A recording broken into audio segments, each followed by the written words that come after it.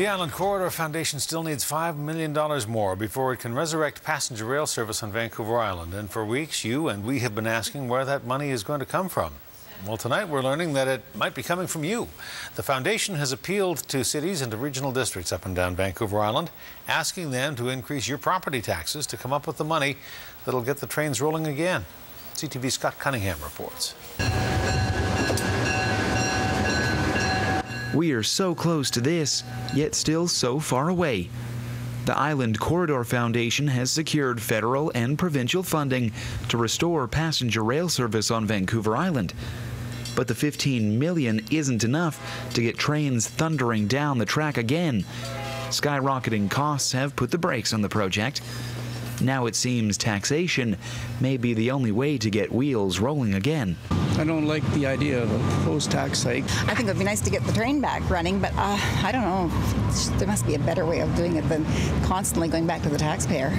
The Island Corridor Foundation has begun approaching municipalities and regional districts, proposing a slight property tax increase to fill the $5 million gap needed to bring bridges and trestles up to code. It's always the understanding that this would be primarily senior government that's going to be contributing in order to establish and also maintain a railroad.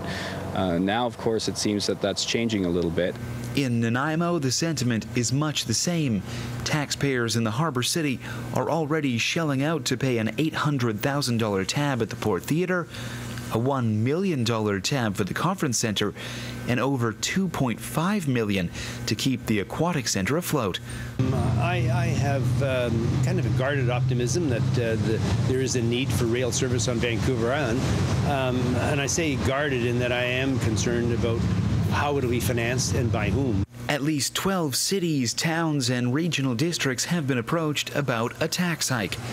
The Corridor Foundation also confirms private companies and donors are being sought out to pay the $5.4 million bill.